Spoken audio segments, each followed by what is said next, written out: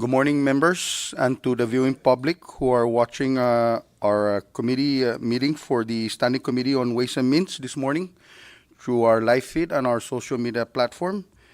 The chair will now call this committee meeting to order. And with 10 members of the Standing Committee, we have duly established a quorum to conduct today's order of business. So with that said, we are now on item 2, adoption of agenda, and do I hear a motion? There is a motion to adopt today's agenda, and it has been seconded. Discussion on that motion? Ready? Thank you, members. All those in favor, please say aye. Those opposed, say nay. The ayes have it. Motion is adopted. Moving along on our order of business, we are now on item 3, public comments. And at this time, if there's any members of the public that wishes to make oral testimony, the podium is open. Seeing that there is no members of the public here on the gallery to provide oral testimony, therefore public comments are now closed at this time. Moving along on our order of business, we are now on item 4, old business. There happens to be none. We now move down to item 5, new business, and that is the item A, the fiscal year 2026 budget draft bill that is before us for open discussion. So members and the viewing public, what we have before us still in a form of a draft and not final yet is a product that the committee had been working on for the past few days, and it's still in its draft form, and the chair is hoping that we could come into consensus today to vote a final product so that we can pre-file and have the full body of the House take a vote on the House version. So with that said, we will go over the draft before us, and starting from the title, we have decided to title our draft bill to reflect a bill for an act to define and identify general revenues and approve revenues and resources of the Commonwealth of the Northern Mariana Islands as identified pursuant to Article 3, Section 9A of the Sinamay Constitution, as amended, and 1 CMC Division 7 for fiscal year 2026, and make appropriations for the operations and activities of the government of the Commonwealth of the Northern Mariana Islands, its agencies, instrumentalities, and independent programs, and to provide budget authority for government corporations for fiscal year 2026 and for other purposes. Discussion, members, on this decided so far title for this draft. Ready? Thank you, members. And then we move along to section 101, and if I can have the Bureau staff, please, can we go under 101 so the viewing public can perhaps see the working document before us. So under section 101 is titled at short title, which is the standard provisions that are included to say that this act may be cited as the appropriation and budget authority of Act of 2026. Moving further down, we are on section 102, purpose, and these are the standard provisions that we have under section 102. Under section 103, definitions, the newly added definitions that this body had decided on including under section 103 was to add and define the word earmarks, also to define the word general revenues, and also to define the word special account, and the definition of special fund. The other definitions were included, whereas remains as the same as the current fiscal year 2025 budget that we are now on. Any discussion so far, members? Moving along, we are now on item 201, and under 201 are the itemized uh, provisions and suspensions of earmarks, debt services, and also to include the Department of Public Lands operation budget, and of course the bottom number of the general revenues for appropriations, which is at a tune of 127,455 and $66. So as you look on the screen, the total identified budget resources from the administration that was submitted to the legislature back in April 1st, and further was confirmed on July 1st that the total identified budgetary resources is at the top number at 179,701,969. This top number includes all the earmarks, the suspensions of earmarks, the debt services, and of course the total general revenues available resources for distribution and appropriation. Any questions so far? Recognize the floor, leader. Actually, Chairman, thank you. Just so that the public knows, what is the total for the debt service? Because it's inclusive in the 179, just so that the public knows what the debt service is.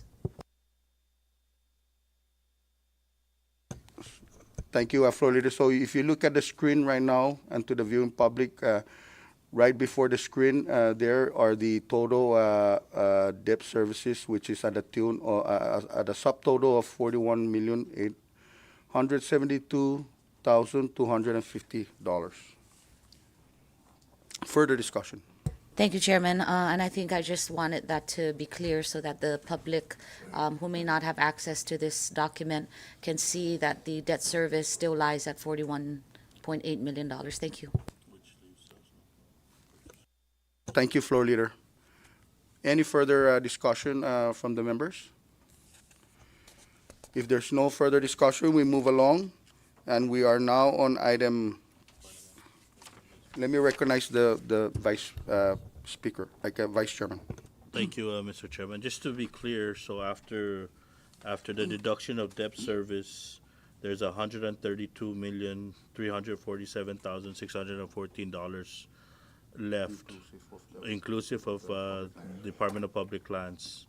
Once we deduct the Department of Public Lands, we're down to $127,455,066 for appropriations to the general revenues available for FY26. Just so that's clear that the total amount is just at $127,455 and $66 for appropriation through the general revenues collected. Thank you, Vice. And to add to the viewing public that with this number, at the bottom number at $127,455,066, this is the amount that we are declaring that is defined as general revenues, revenues that are available for distribution. Further, recognize the floor leader. Chairman, can I call for a recess? Short recess. Thank you.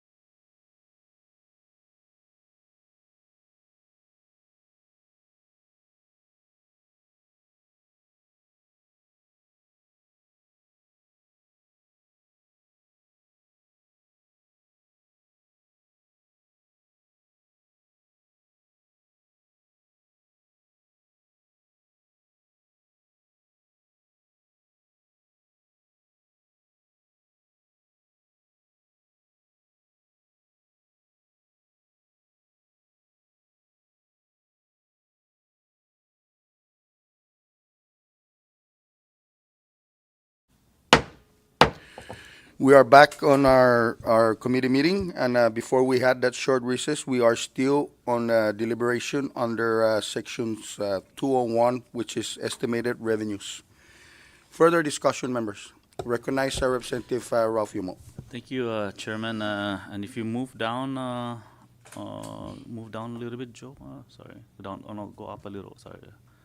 So just to be clear, I know there's a lot of discussion with regards to PSS. If you could move up, Joe, a little bit. No, down. Depth surface, yeah, right there under section B. So a lot of the discussion is on the whether the top number or the bottom number.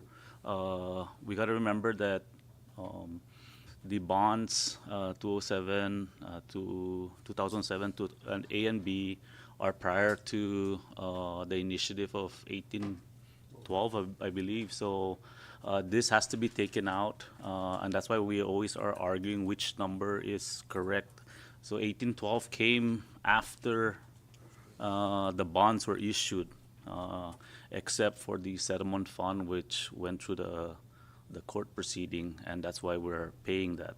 But a lot of the questions that the members have is which number should we give the 25% to, whether it's the total resources or the total available for distribution. So I just want to make, I guess, clarify to some of the members that are not here in the previous budget. So I just wanted to air that out. Thank you. Thank you, Rep. Yumo, for that clarification. Further discussion. Thank you, members. If there's no further discussion under 201, estimated revenues, we move further down.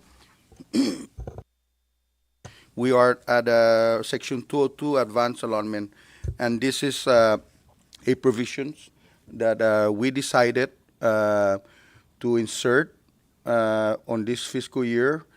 And this provision provides further, notwithstanding any law to the contrary, should the MPLT loan fail to become effective by October 1st, which is the starting date of the fiscal year of 2026, all government entities subject to appropriation shall be expressly permitted to receive their first quarter allotment.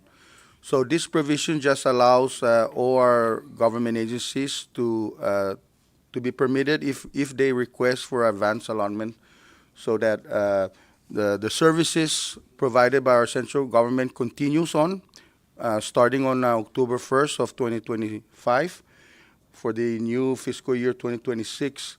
And during that time, if there's any solid and concrete decision with the administration and MPLT, as well as the legislative branch, on entering into a MPLT loan. So this provision is just to allow every agency to request and for advance allotment, and that the central government should be permitting these agencies so that continuity of government services may be provided to our people and the business sector. Recognize under discussion. Recognize the floor leader. Thank you, Chairman. So under this, the assumption is that the Secretary of Finance will be the one to disperse, and she has the autonomy to pay out first in, first out, or however the directors or the expenditures authority submit their allotment, correct? That is correct. Okay, thank you. Thank you, members. Further discussion under sections 202, advance allotment. Thank you. If we're ready and there's no further discussion, we move further down under sections 2 or 3, suspensions of earmarks. And these are just identifying the suspensions of earmarks that are based on the governor's proposal that was submitted again at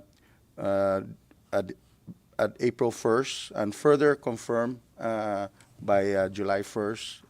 These are the identified, and it is just a normal standard for the budget bill to also include those suspension of earmarks. So these are the line items, and for the viewing public, as you can see, we have from item A all the way to item M on suspensions of earmark funds.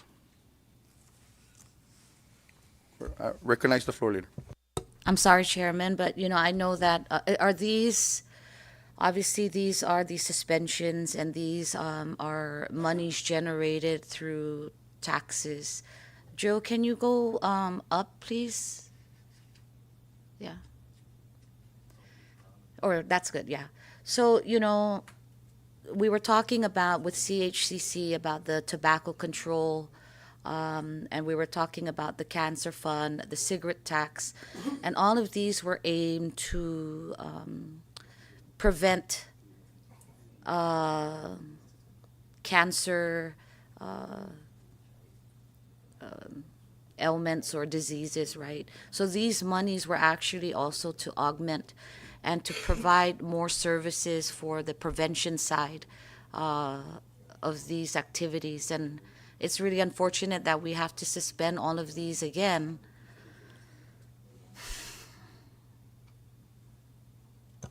So if you look at this provision, floor leader, under suspension of earmarks, whenever the administration calls for suspension, that means that these items or revenue out of all these taxes are suspended, meaning that it doesn't go to its intent, its prospective intent, that it goes to the revolving, to the general fund for the administration to use this money to entertain all other programs. So, Chairman, would the expenditure authority of these particular public laws, would they have some freedoms or access to request from the governor or the governor if these funds is needed? Would they be able to do that? No. Okay. Recognize the Vice Chairman. Thank you, Chairman. And that's a really good question, floor leader. I believe when we met, when we had finance in for the budget hearing, we had requested the anticipated collection for each of these respective suspensions.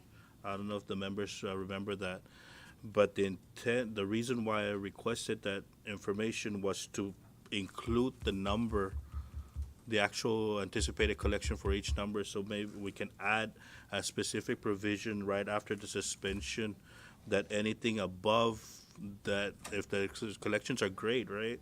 Anything above the anticipated collection number should go back to its intended purpose. So I know we don't have those details with us, but I know that we had requested finance for those details. But maybe if there's no objection from the members, after M, we can put a special provision that states anything over the anticipated collection shall go back to its intended purpose. So the entities can actually get some money for Yes. themselves. If there's no objection from the members. No objection. Are there any objections? Okay, with no objections, Thank you, Vice. the Vice Chair had suggested that we insert provisions to reflect that any surplus from what the administration has projected from all these items of earmarks that are being suspended, that they go to its intent and agencies. Thank you, Chairman, and I think that's important because some of us were able to attend some of these activities that were hosted by certain entities, including CHCC. And with all the changes in the federal government, I think it's just only fair that the language be placed in there so that they can also receive what was intended to its true form, no? So thank you so much. Thank you, Vice. Thank you, Floor. Duly noted. Any further discussion under Section 203, suspension of earmarks funds? I know that the legal counsel now, as we speak, is adding those provisions that are suggested by the Vice. Are there any further recommendation? Let me recognize Representative Roman Beneventi. Mr. Chairman, with that effect that we include that in the proposal for the budget. I think what's going to be highlight for it's good because for the basic fact is that when the economy is good, then the distribution will be okay. But then again, when the economy is bad, then everybody just so we identify where we have to go when everything is good and when everything is bad. And right now we're on the crunch, so I'm just saying that to share with everybody. Thank you. Thank you, Representative Benavente. Further discussion under Section 203, suspension of earmarks. And it seems like our legal counsel has included provisions. Can we just kind of, before we move to the next section, that we kind of look at this provision? So what is newly added under M is extra new provisions to say, in the event that actual collections exceed the projected amounts as identified by the Department of Finance on April 1st, 2025, these excess amounts shall not be subject to suspension and shall be automatically transferred to the beneficiary entity without further legislative action. So I think this is a good provision. Anything in surplus, that the funds go to the intended agencies. So are we okay with that provisions, members? Thanks, Joe. Okay. Standalone like this, or should I make it a 204?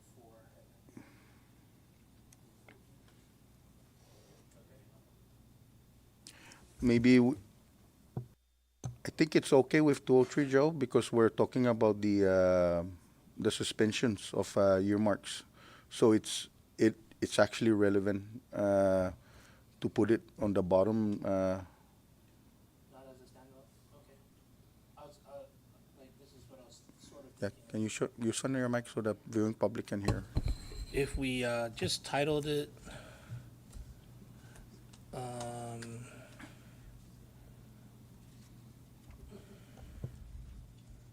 Good connection.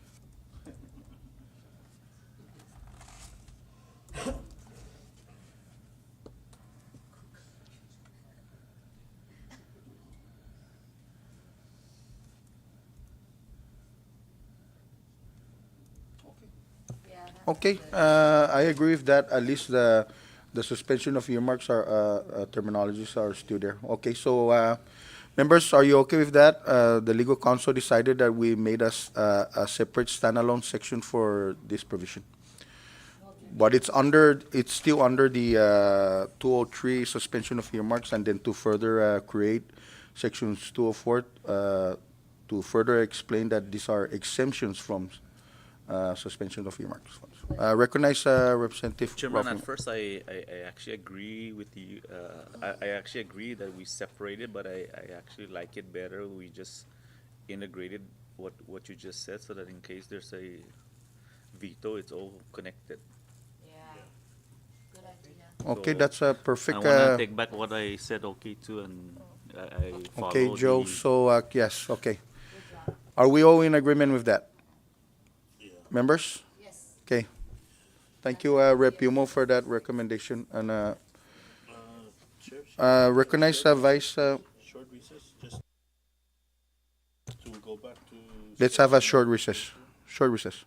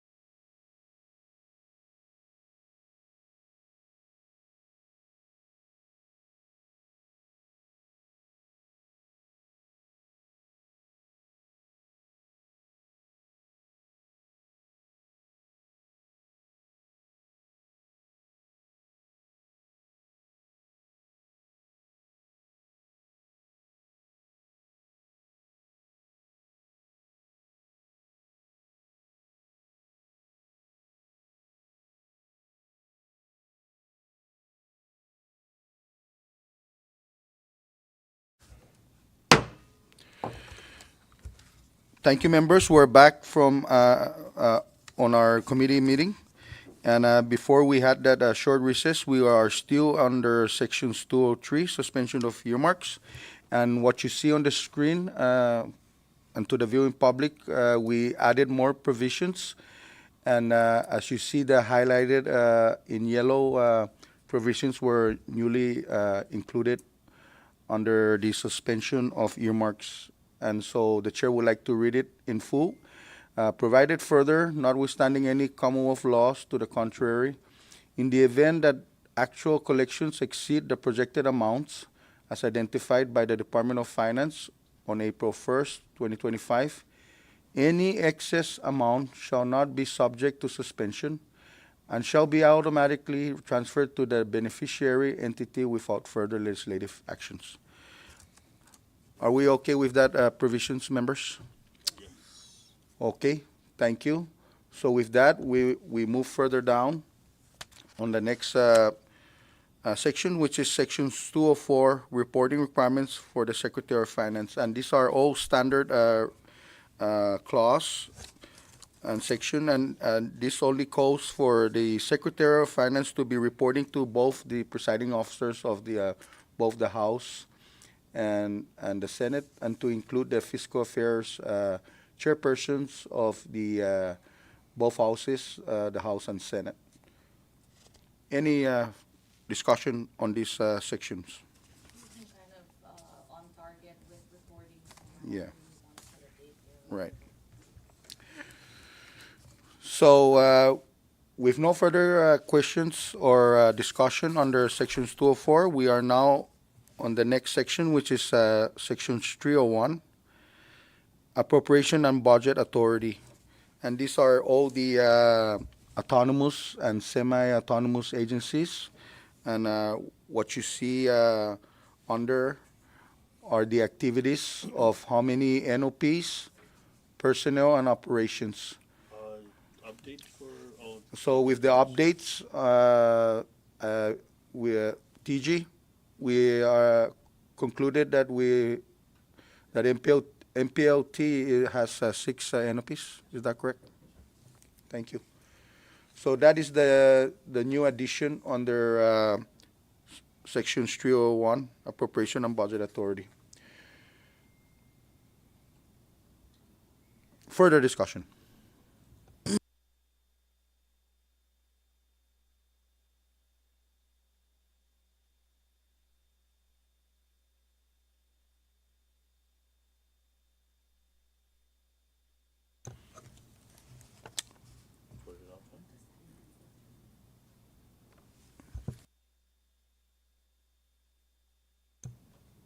Joe, can you go down? So under further discussion, let's just allow the legal counsel to update the numbers.